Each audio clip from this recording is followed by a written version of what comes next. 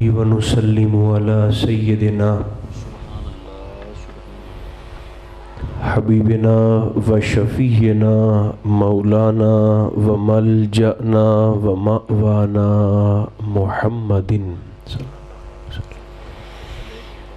رسوله النبي الكريم الأمين المكين الحنين الرؤوف الرحيم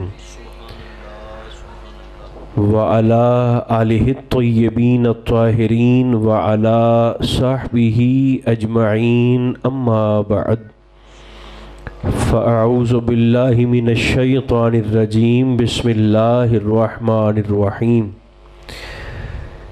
يا أيها الذين آمنوا لا ترفعوا أصواتكم فوق صوت النبي ولا تجهروا له بالقول كجهر بعضكم لبعض أن تحبط أعمالكم وأنتم لا تشعرون صدق الله مولانا العظیم۔ طبیعت اجازت دے تو سبھی دوست خلوص کے ساتھ درود و سلام پڑھیے۔ الصلاۃ والسلام علیک یا رسول اللہ، الصلاۃ والسلام علیک یا حبیب اللہ، الصلاۃ والسلام علیک یا نبی اللہ وعلی آلک و اصحابک سیدی یا شفیع المذنبین۔ اللہ تبارک و تعالی جل مجدہ العظیم کی حمد و ثنا حضور نبی محترم رسول محتشم رحمت عالم صلی اللہ علیہ وآلہ وبارک وسلم کی ذات بے کس پناہ پر بے شمار نذرانہ ہائے درود و سلام پیش کرنے کے بعد میرے بڑے ہی محترم سامعین، اللہ کریم کا شکر ہے جس نے ہماری گردنوں میں سرکار کی نسبت کا کلادہ عطا فرمایا۔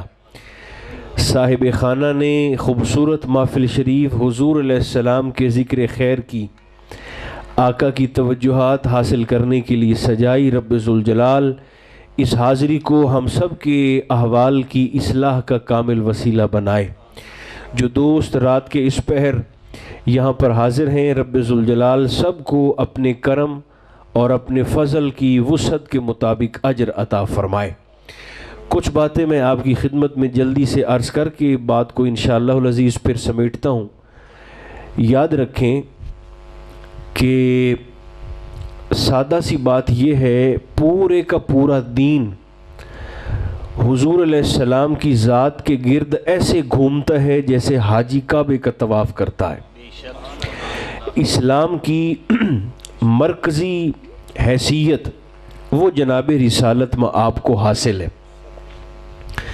یہی وجہ ہے کہ دشمن جب بھی کوشش کرتا ہے، کبھی اس بات پر جو نوجوان ہیں یہاں تشریف فرما وہ دھیان فرمائیں، آپ کو اس بات کا پتہ چل جائے گا کہ دشمن جب بھی حملہ کرتا ہے وہ کعبۃ اللہ کی حرمت پہ حملہ نہیں کرتا۔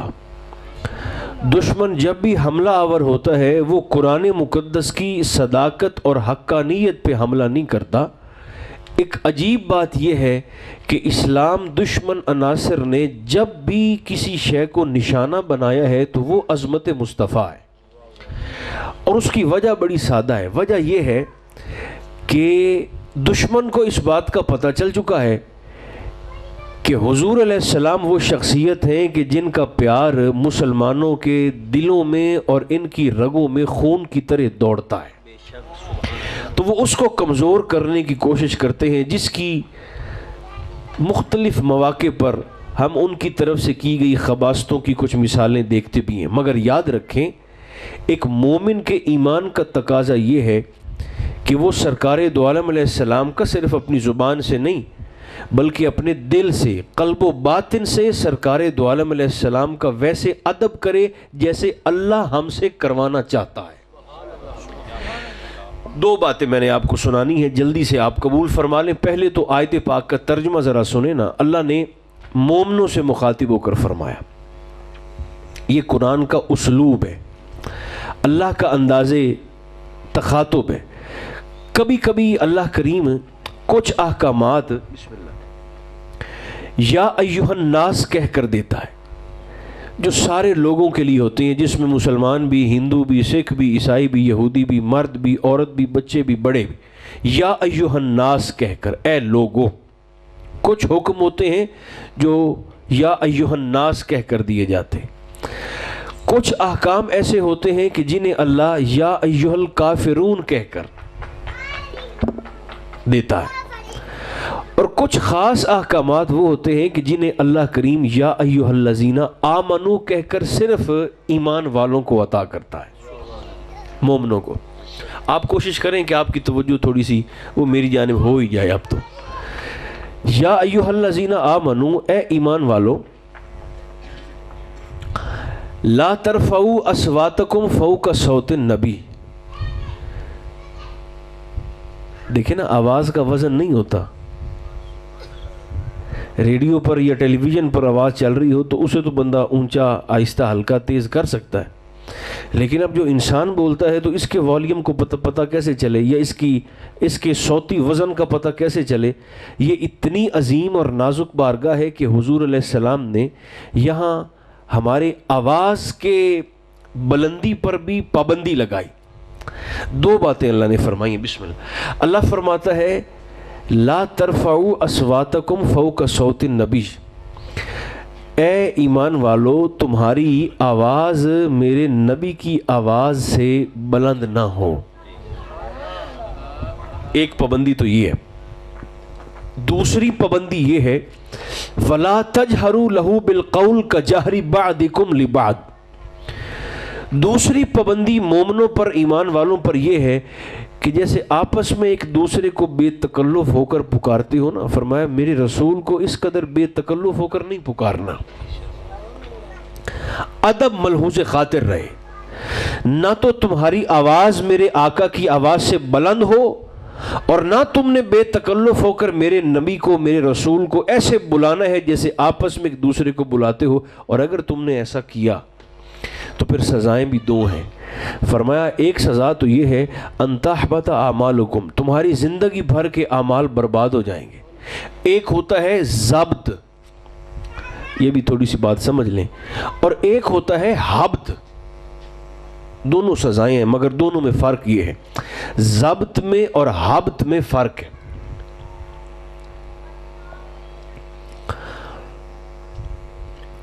حکومت اگر غیر قانونی اسلحہ برآمد کرے، اس بات کو سمجھیں آپ، تو اس اسلحے کو حکومت ضائع نہیں کرتی، برباد نہیں کرتی، توڑتی نہیں ہے، بلکہ اس کو یوں سمجھیں کہ بیت المال میں جمع کر لیتے. ضبط کی ہوئی شے برباد نہیں ہوتی. حبط کا معنی یہ ہے کہ جیسے گورنمنٹ فرض کریں منشیات کو پکڑ لیں، تو منشیات کو پکڑ کر گورنمنٹ اپنے پاس بیت المال میں، حکومت کے خزانے میں سنبھال کر نہیں رکھتی، اس کو جلا کے راکھ کر ڈالتی. کو تھوڑی جی ہے طبیعت مہربانی کرنا لی.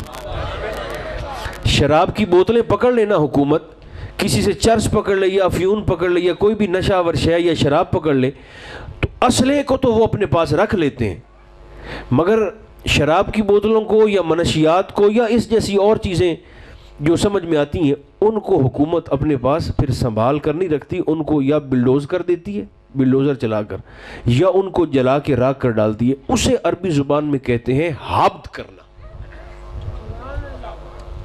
یہ فرق ہے. اللہ نے یہ نہیں فرمایا کہ تمہارے اعمال کو ضبط کر لوں گا. ضبط کا معنی یہ ہے بھی توڑے کو لے دیتے آپ کو سامتے رکھ سکتا، ایسا نہیں کروں گا.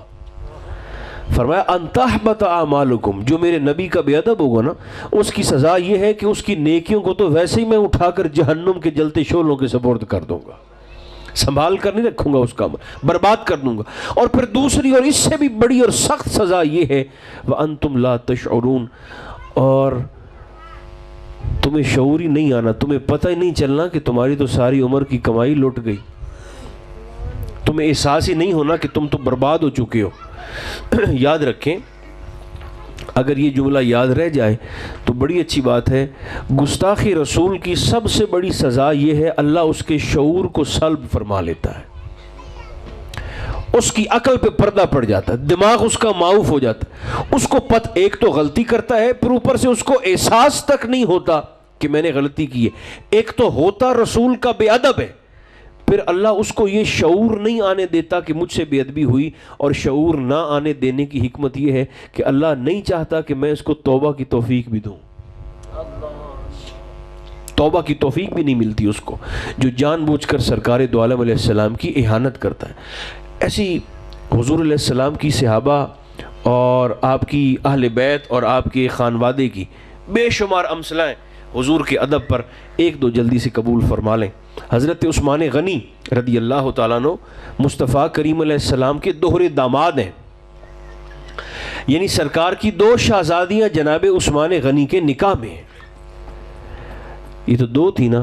آقا فرماتے ہیں میری 40 بیٹیاں بھی ہوتی نا تو میں ایک ایک کر کے عثمان کے حیا کی وجہ سے عثمان کے نکاح میں دیتا، 40 بیٹیاں بھی ہوں، امیر ہو غریب ہو ہر جگہ فرق آ سکتا ہے، مگر آپ یقین کریں جب بیٹی کے رشتے کے معاملہ آتا ہے نا تو وہاں پھر آ کے امیر کی، غریب کی، بادشاہ کی، فقیر کی سوچ مل جاتی ہے۔ ہر کوئی یہ چاہتا ہے کہ بیٹی کے لیے مجھے کوئی شریف گھر مل جائے۔ اب آپ اور میں ذرا اندازہ کریں نا، اتنی شرافت تو ہے نا سرکار عثمان غنی کی طبیعت میں کہ جن کے ویڑے میں حضور نے اپنی بیٹی کو روانہ فرما دیا ہے، اور ایک بھی نہیں، دو، یکے بعد دیگرے، ایک کا وصال ہوا تو دوسری بیٹی بھی سرکار نے ان کے نکاح میں کر دی۔ پھر یہی سرکار مولا علی شیر خدا کے ساتھ بھی، مگر دیکھیں نا دامادوں کی تو حالت ہی اور ہوتی ہے۔ ہمارے ہاں جو آج کل صورتحال ہے، اللہ رحم فرمائے، چونکہ پھر تربیت نہیں نہ ہوتی، نہ لڑکوں کی نہ لڑکیوں کی، بچوں کی بھی نہیں بچیوں کی بھی نہیں، تو شادی کے بعد پھر اپنے سسرال سے، اپنے سسر سے پھر وہ ڈیمانڈ کرتے ہیں کہ ہمیں موٹر سائیکل بھی لے کے دیں، ہمیں دکان بھی پیسے بھی لے کے دیں، تو ہمیں ایسے کر کے اب وہ بیچارہ کہ جس نے اپنی بیٹی کو بسانا ہے اور آباد کرنا ہے وہ بیچارہ مجبور ہو جاتا ہے۔ اس لیے میں آپ سے کہتا ہوں کہ نوجوانوں سے خاص طور پر اگر ترقی کا شوق ہو نا، ترقی کا شوق ہو، اچھا اب سارے توجہ کریں گے تو پھر میں آپ کو سناؤں گا نا، اگر تو ہو نا ترقی کا شوق تو اللہ نے اگر مرد بنایا ہے تو پھر اپنے ہاتھ سے کما کے ترقی کرو۔ نہیں دوبارہ سنے میں نے بولا کیا کہا ہے، اللہ نے اگر مرد بنایا نا، مرد، اور آپ کو آگے بڑھنے کا شوق بھی ہے تو پھر میرے بھائیوں اپنے زور بازو سے کما کے آگے بڑھو۔ ہمارے نوجوانوں نے 2 کلیے پکڑ لی ہیں، سارے نہیں مگر حال یہی ہے نوجوانوں کا۔ نوجوان ترقی کرنے کے لیے نا یا بیوی کے جہیز پر نظر رکھتے ہیں یا پرائز بانڈ پہ نظر رکھتے ہیں، یہ جو نمبر ہوتے ہیں جو یہ پتہ نہیں کرتے ہیں ان کو نمبر چلنے والے، یا ان پہ نظر ہوتی ہے ان کی ایسے نکمے ہیں، یا ان کی نظر ہوتی ہے کہ ہمیں نا بیوی کی طرف سے جو جہیز ملے گا ہم اس پر کریں گے۔ اللہ کے بندو رب نے مرد بنایا ہے تو پھر مرد بنو، آگے آؤ، میدان میں آؤ۔ مومن امتحان میں فیل نہیں ہوتا، کامیاب ہوتا ہے۔ اپنی طرف سے محنت کریں، نتیجہ اللہ پہ چھوڑ دیں، تھوڑا زیادہ جتنا بھی ہے اللہ مقدر کے حساب سے دے گا ضرور، تو محنت آپ کریں اور نتیجہ اور رزلٹ وہ اللہ پر چھوڑ دیں۔ تو دامادوں کی تو حالت ہی اور ہوتی ہے، مگر یہ سرکار دو عالم علیہ السلام کے دونوں داماد ہیں، پہلے سرکار عثمان غنی کا ذکر ایک جملے میں، پھر سرکار مولا علی شیر خدا کا ذکر ایک جملے میں۔ جناب عثمان غنی فرماتے ہیں رضی اللہ تعالیٰ عنہ، چونکہ 2 شہزادیاں بسم اللہ سرکار دو عالم علیہ السلام کی نا 2 بیٹیاں ان کے نکاح میں ہیں جناب عثمان غنی کے، آپ فرمایا کرتے تھے کہ ساری زندگی، عثمان غنی فرماتے ہیں آپ نے پوری حیاتی یہ اپنا دایاں ہاتھ جناب عثمان غنی نے کبھی اپنی شرمگاہ پہ نہیں لگایا تھا۔ اچھا میں نہیں لگتا پہ میں نا ایسے ویڑے کلا بیٹھا بولی جانا تنے تنہا، تھوڑی سی مہربانی کرتے نہیں آپ زور سے بولنے والی، ایک دفعہ تو بول دیں چلے سبحان اللہ۔ کیا کیا ہے ساری زندگی فرماتے میں نے یہ اپنا دایاں ہاتھ نا عثمان غنی فرماتے وہ کبھی اپنی شرمگاہ پہ نہیں لگایا۔ تو لوگوں کو پتہ چلا تو لوگ بڑے حیران ہوئے. انہوں نے کہا حضور اپنا ہاتھ شرمگاہ پہ نہیں لگایا ساری زندگی آپ نے, اس کی وجہ بھی ارشاد فرما دیں.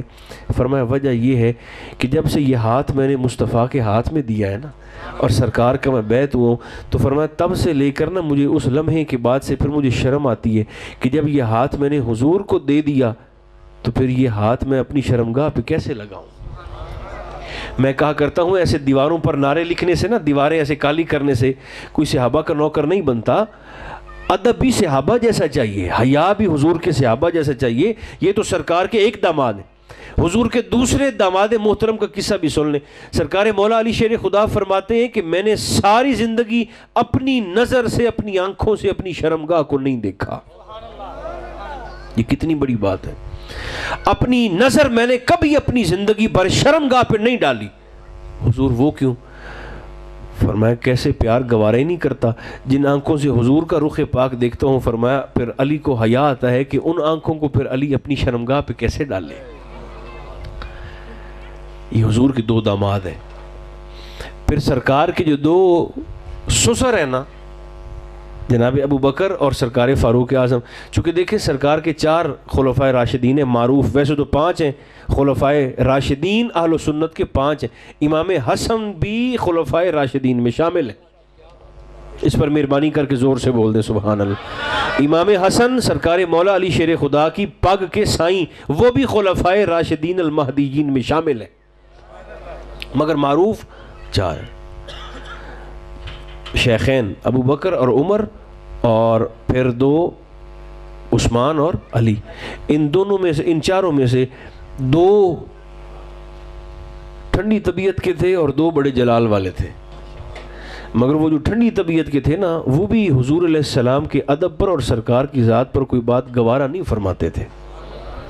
جی غیرت کا اور حرمت کا زبردست مظاہرہ کرتے تھے. سرکار ابو بکر کو دیکھ لیں آپ رضی اللہ تعالیٰ عنہ, حضور سے 2 سال چھوٹے ہیں عمر میں, مگر انہوں نے اپنے والد ابی قحافہ کو تھپڑ مار دیا تھا. ابو بکر نے رضی اللہ تعالیٰ عنہ, مکہ میں شروع کی بات ہے. تو جناب ابی قحافہ ابھی کلمہ نہیں پڑھا تھا, کلمہ تو پھر بعد میں پڑھا نا فتح مکہ کے بعد ابی قحافہ نے. تو سرکار کے خلاف نا انہوں نے کوئی بات کر دی ابی قحافہ نے. ابو بکر بیٹھے تھے, انہوں نے اپنے والد کے چہرے پہ تھپڑ مارا. بات نکلی تو حضور تک بھی پہنچ گئی,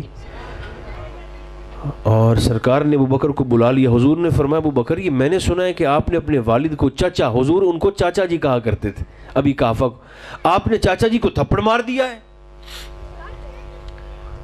حضور نے پوچھا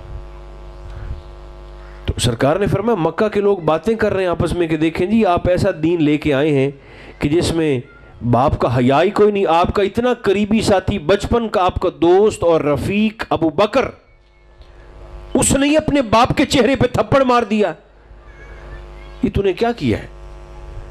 تو سرکار ابو بکر صدیق نے کہا حضور میں کبھی تھپڑ نہ مارتا, یہ جرت میں کبھی نہ کرتا. حضور ساری کی ساری باتیں مجھے ان کی گوارا ہیں, مگر آپ کے خلاف جو میرے والد حرزہ سرائی کرتے ہیں نا سونیا, وہ مجھے گوارا نہیں ہے. اور میرے ابا جی شکر کریں کہ اس وقت میرے پاس میرے ہاتھ میں تلوار نہیں تھی. حضور یہ تو میں نے تھپڑ مارا ہے نا, اگر تلوار ہوتی تو میں نے تلوار چلا دینی تھی. باپ کے ساتھ یہ رویہ حضور کے متعلق. اور بیٹے عبد الرحمن, جناب ابو بکر کے بیٹے عبد الرحمن, غزوہ بدر میں وہ چونکہ کافروں کے ساتھ تھے, میں آخری باتیں عرض کر رہا ہوں, کافروں کے ساتھ تھے, لشکر کفار میں کھڑے تھے عبد الرحمن, اور ابو بکر حضور کے ساتھ تھے. تو جنگ ختم ہو گئی نا, بعد میں جب کلمہ پڑھ لیا سرکار عبد الرحمن بن ابی بکر نے رضی اللہ تعالیٰ عنہ, تو پیچھے ایک دیں کرتے ویڑے دے وچ بیٹھے ہیں دوویں باپ بیٹا, اور سرکار عبد الرحمن کہنے لگے ابا جی وہ آپ کو یاد ہے کہ ہم نے بدر کی لڑائی لڑی تھی, بدر کی, جلدی سے بیٹھیں بھائی بیٹھ جاؤ, وہ یاد ہے آپ کو کہ ہم نے نا بدر کا مارکا لڑا تھا, بدر کی لڑائی لڑی تھی؟ تو سرکار ابو بکر نے کہا ہاں یاد ہے. عبد الرحمن کہنے لگے کہ ابا جی میں نا آپ کو ایک بات میں نے بتانی ہے, اور میں نا وہ آپ کو آج بتا رہا ہوں. فرمایا ہاں بتاؤ. کہنے لگے کہ ابا جی وہ بدر کے میدان میں نا آپ 3 دفعہ میری تلوار کی زد میں آئے تھے تو میں ابا سمجھتے چھڑ دیتا. یہ نا میں آپ کو آج بتا رہا ہوں 3 دفعہ آپ میری تلوار کی زد میں آئے تھے, تلوار کی مار میں آئے تھے 3 دفعہ, میں نے باپ سمجھ کے چھوڑ دیا. آپ کے چہرے پاک پر جلال ایمان آیا. آپ نے فرمایا عبد الرحمن وہ تو تھا جس نے 3 دفعہ تلوار کی مار میں آنے کے باوجود مجھے باپ سمجھ کر چھوڑا. فرمایا عظمت رب کعبہ کی قسم تو 1 دفعہ بھی میری تلوار کی زد میں آتا نا, بیٹا سمجھ کر معاف نہیں کرنا تھا, محمد کا دشمن سمجھ کے کاٹ کے رکھ دینا تھا. تو کہنے لگے ابا جی اتنا غصہ اور اتنا جلال. تو آپ نے ایک اصول وضع فرمایا, فرمایا حضور سے اسی غیرت کے تعلق کو ایمان کہتے ہیں. دیکھیں گناہ ثواب ایک اپنا الگ معاملہ ہے. گناہ ہو جانا, چونکہ نسیان تو انسان کے ساتھ جڑا ہے نا, فرشتہ تو کوئی نہیں ہوتا, خطائیں ہو جاتی ہیں, گناہ ہو جاتے ہیں, بعض دفعہ نہ چاہتے ہوئے بھی اگلے کو دل اور اس کو تکلیف پہنچ جاتی ہے, دل کو ٹھیس پہنچ جاتی ہے, اپنی نیت ارادہ نہیں بھی ہوتا تو انسان جو ہے خطائیں ہو جاتی ہیں, بعض دفعہ ترک اولا ہو جاتے ہیں.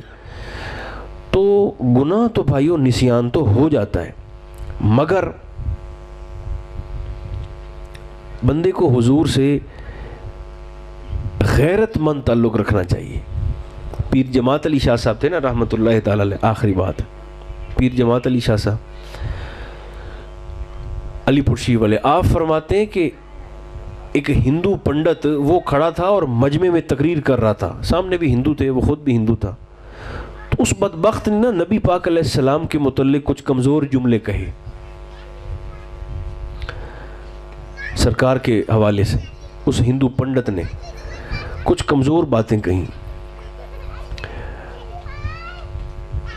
پیچھے ایک ملنگ بیٹھا ہوا تھا, پیر جماعت علی شاہ صاحب کے دور کا یہ واقعہ ہے. ملنگ ایک پیچھے بیٹھا ہوا تھا مجمع سے, اور ملنگ بھی وہ جس کے پاس وہ 8-9 رنگاں والی ڈانگ نہیں ہوندی, وہ والا پیچھے بیٹھا ہوتا. تو اس کے کانوں میں اس جب پنڈت بدبخت کی آواز آئی نا کہ یہ سرکار کے متعلق ایسی باتیں, تو وہ اپنا وہی ڈنڈا لے کر نا تو وہ واپس ایسے پیچھے سٹیج سے چڑھا اور مارا اس نے ایک ہی اس پنڈت کو, لیکن نا ذرا ٹکا کے مار دیا. اچھا وہ بدبخت تھا خبیث, وہ وہیں ڈھیر ہو گیا اور اس کو پکڑ کر لے گئے پولیس والے. تو جب پکڑ کر لے گئے نا تو پیر جماعت علی شاہ صاحب فرماتے ہیں کہ میرا دل چاہا کہ میں جا کر نا اس ملنگ سے ملاقات کروں, جیل میں جا کر ملوں. یہ بھی صوفیاء کا, بزرگوں کا طریقہ تھا, ورنہ میرے بھائیو نسبت تو حضور کی ہوتی ہے جو بندے کو عزت دیتی ہے. ورنہ کیا پڑی تھی بڑے بڑے پیروں کو غازی علم الدین شہید کے پیر چومنے کی. ایک دفعہ زور سے آپ بول سکتے ہیں سبحان اللہ جی. بڑے بڑے دستاروں والے اور بڑے بڑے, یعنی وہ کتابوں میں منظر اگر آپ پڑھیں تو غازی علم الدین شہید کا جب جسد پاک جا رہا تھا تو بڑے بڑے فقیر اور بڑے بڑے پیر اپنی دستاروں کو ایسے پھینک کر ان کے تابوت سے مس کرنا اپنے لیے سعادت کا سبب جانتے تھے. تو ان پڑھ تھے نا آپ بالکل ہی, مگر غیرت میں بڑے کامل تھے. غازی علم الدین شہید رحمۃ اللہ تعالی علیہ جن نے اس کو بدبخت کو فاصلے جہنم کیا تھا, تو پولیس پکڑ کر لے گئی اس کو. پیر جماعت علی شاہ صاحب فرماتے ہیں کہ میں بھی اس ملنگ سے ملنے جیل میں گیا, تو میں نے اس سے کہا بھئی ہے تو ملنگ, تجھے میں نے ساری زندگی کبھی اپنے مدرسے میں بھی نہیں دیکھا, تو کبھی میری مسجد میں بھی نہیں آیا, پتہ نہیں تجھے نماز بھی پوری ٹھیک سے آتی ہے کہ نہیں آتی, لیکن یہ اتنا بڑا کام وہ تجھ سے ہو کیسے گیا, اتنا زبردست کام وہ تجھ سے کیسے ہو گیا. آپ نے فرمایا میں نے اس سے سوال کیا نا تو وہ رو پڑا, اور اس نے مجھے کہا کہ حضور آپ سید زادے ہیں, مجھے تو آپ کی بارگاہ کے آداب کا پتہ بھی کوئی نہیں ہے کہ آپ سے کس انداز میں بات کروں, لیکن حضور ایک بات میں جانتا ہوں کہ میں گناہگار ضرور ہوں پر میں مصطفیٰ کا غدار نہیں ہوں. عمل میں کمی بیشی سوڑیاں وہ مجھ سے ہو گئی ہے, ہو جاتی ہے, میں مانتا ہوں, مگر ایسا نہیں, بے غیرت میں نہیں ہوں, بے حمیت میں نہیں ہوں. ایسا نہیں ہے کہ میں سرکار کے متعلق کوئی بات سنوں اور پھر میں یعنی چپ کر کے پھر میں نکل جاؤں, نہیں. حضور سے میرا غیرت کا تعلق ہے, گناہگار ضرور ہوں مگر میں غدار نہیں ہوں. سرکار سے نا ادب کا تعلق ہو. بس یہ کچھ باتیں تھیں جو میرے ذہن میں نے آپ کی خدمت میں عرض کرنی تھی. حضور سے پیار بھی ہو, سرکار سے محبت بھی ہو, اور سب سے بڑھ کر پھر حضور سے ادب بھی ہو, ادب کا تعلق بھی ہو. میں بھی کوشش کروں, آپ بھی ہمت فرمائیں, کثرت سے حضور علیہ السلام کی ذات پاک پر درود بھی پڑھا جائے اور سلام بھی پڑھا جائے. دیکھو ایک بات میری سن لیں آخری, یہ ابھی رمضان شریف آنے والا ہے نا, رمضان شریف میری اور آپ کے کریم آقا رجب سے رمضان کی تیاری شروع کر دیتے تھے. اللہم بارک لنا فی رجب و شعبان و بلغنا رمضان. مولا ہمیں رجب اور شعبان میں برکتیں عطا فرما کر انہی برکتوں کے ساتھ رمضان میں داخل فرما. میں تے تساں جی بالند جوتیاں کپڑے لونے نا تو انہاں 5-7 دیاں چلے لویے. رمضان میں ہم بازار کے چکر تھوڑے کریں اور مسجدوں کے چکر زیادہ کریں. جب امتحان شروع ہو جائے نا تو پھر امتحان کے دوران طالب علم غفلت نہیں کرتے. تو رمضان شروع ہونے والا ہے, اس لیے یہ بھی بڑے نصیب کی بات ہوتی ہے, بڑے مقدر کی بات ہوتی ہے اگر ہم میں سے کوئی رمضان تک پہنچ جائے اور اس کو پا لے تو. اس لیے اللہ کا مہینہ ہے, شعبان و شہری و رمضان و شہر اللہ.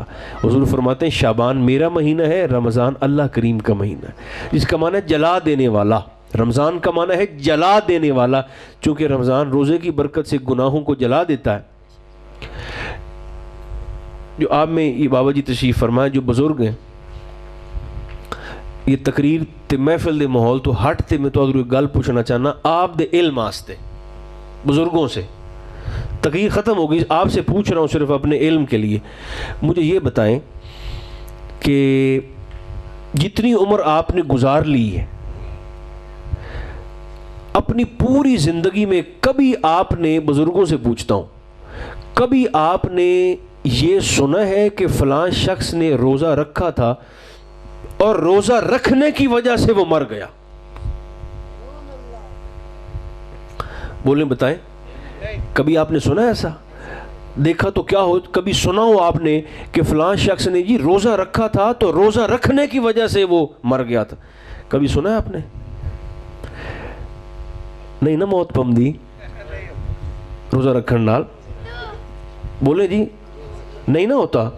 تو پھر مولا علی شیر خدا فرماتے ہیں کھاؤ گے تو جسم طاقتور ہوگا, اللہ کی رضا کے لیے چھوڑ دو گے تو روح تگڑی ہو جائے گی.